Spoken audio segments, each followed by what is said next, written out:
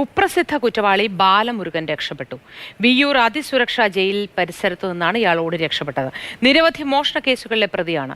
തമിഴ്നാട് ആലങ്കുളം സ്വദേശിയാണ് ബാലമുരുകൻ. വിവരങ്ങളുമായി ലിഷോയ് ചേരുന്നു. Good morning Lishoy.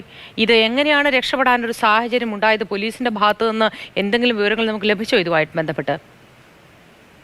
ഇന്നലെ രാത്രിയാണ് ഇയാൾ രക്ഷപ്പെട്ടത്. തമിഴ്നാട്ടിലെ പെരിയ കോടതിയിൽ ഹാജരാക്കി തമിഴ്നാട് പോലീസ് തിരികെ വിയ്യൂർ അതിസുരക്ഷാ ജയിലിലേക്ക് എത്തിക്കുന്ന സമയത്താണ് ഇയാൾ ജയിൽ പരിസരത്ത് നിന്നും രക്ഷപ്പെട്ടത്. ഈ വാനിൽ ഇരുത്തി ഈ ജയിലിലേക്ക് ഈ പോലീസ് ഉദ്യോഗസ്ഥർ ഈ തിരികെ പ്രതിയെ എത്തിച്ചിട്ടുണ്ടെന്ന് അറിയിക്കുന്നതിന് വേണ്ടി പോയ സമയത്ത് വാനിൽ നിന്ന് ഓടി രക്ഷപ്പെടുകയായിരുന്നു. ഈ സമയം കൈവിലങ്ങ് ധരിച്ചിരുന്നില്ല. കാരണം ഈ ജയിൽ കോമ്പൗണ്ടിലേക്ക് കടക്കുമ്പോൾ ഈ പ്രതികളുടെ കൈവിലങ്ങ് അഴിക്കണം എന്നുള്ളതാണ് നേരത്തെയുള്ള സുപ്രീം കോടതിയുടെ മാർഗനിർദ്ദേശം. അതനുസരിച്ച് ഈ കൈവിലങ്ങ് ധരിപ്പിച്ചിരുന്നില്ല ആ ഒരു സമയത്ത്. ഈ സമയം ഇയാൾ ഓടി രക്ഷപ്പെടുകയായിരുന്നു. പുറകെ പോലീസ് ഉദ്യോഗസ്ഥർ ഓടിയെങ്കിൽ പോലും പക്ഷേ ഇയാളെ പിടികൂടാൻ കഴിഞ്ഞില്ല.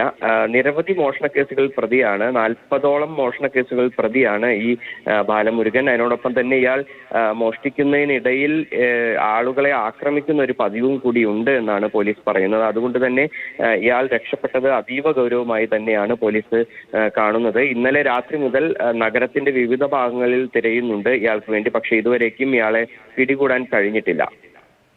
ശരി ലിഷോയ്.